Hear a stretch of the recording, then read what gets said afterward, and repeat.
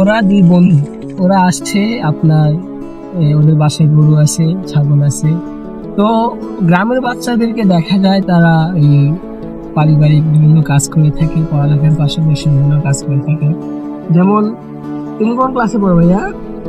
Class তুমি? ও একজন class 5-এ আর একজন ক্লাস 6-এ পড়ে। তারা পড়ালেখার পাশাপাশি বাবা মাকে সাহায্য করার জন্য তারা বিভিন্ন কাজ করে থাকে। যেমন এই ঘাসগুলো কাটতেছে, তাদের বাসায় গরু আছে, তাদেরকে খাওয়ানোর জন্য।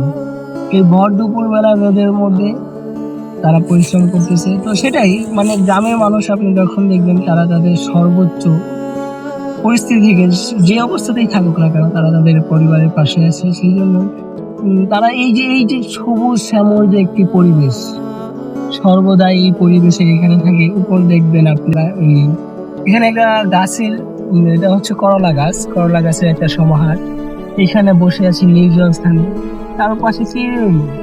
তারা দুইজনের মনের সুখে ঘাস খাচ্ছে, একটি মনোমুগ্ধকর পরিবেশ। বাংলাদেশ হচ্ছে সবুজ শ্যামলা একটি দেশ, যেখানে সবুজের সমাহার চারিদিকে। তো গ্রামের বাড়িতে আপনি যখনই আসবেন এই সবুজ শ্যামল পরিস্থিতিতে আসলে অবশ্যই ভালো লাগবে আপনার।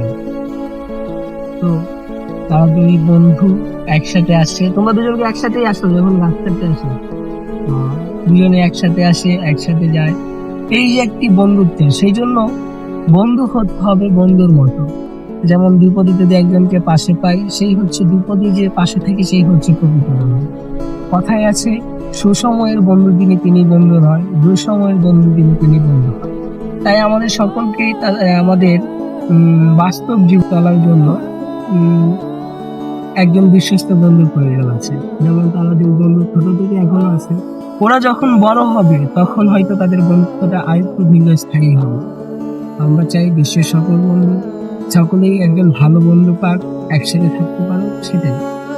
ধন্যবাদ সবাই।